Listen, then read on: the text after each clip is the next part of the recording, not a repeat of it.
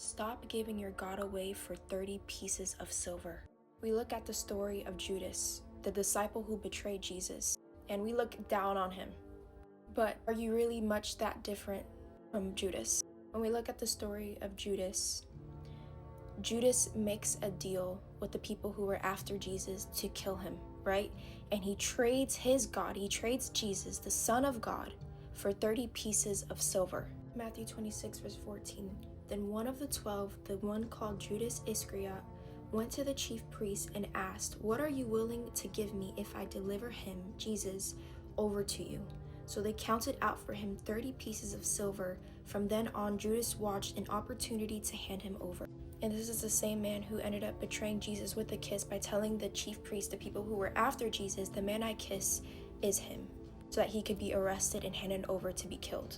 So I say all of that to say, stop betraying God and stop giving God up for 30 pieces of silver, whatever that may look like. I'm not going to name it out because you know what it is. Jesus is so much more than just 30 pieces of silver. How is it that Jesus can give his life for us and would do it 100 times over and over again if he had to? But sometimes we are willing to give up Jesus for a moment of satisfaction, for a moment of sin, for a moment of pleasure. That is temporary. If you would trade your everlasting God for a moment of temporary pleasure, you need to check your heart. Do you truly love Jesus as you say you do? Because the Bible says that those who love me will obey my commands.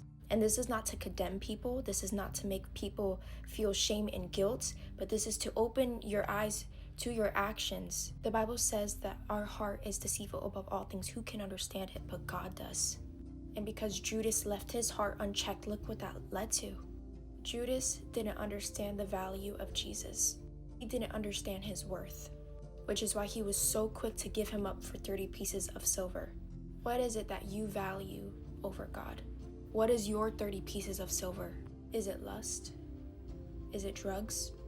Is it partying? What is it? What is it that gets between you and your God? What is it that makes you forget in that moment the value of Jesus and what he did for you? And I say this with love. I'm not judging, I'm not condemning, because this is a heart check that I myself need every single day. What is it that I'm putting above God? What is it that's keeping me from going further or being obedient, whatever it may be?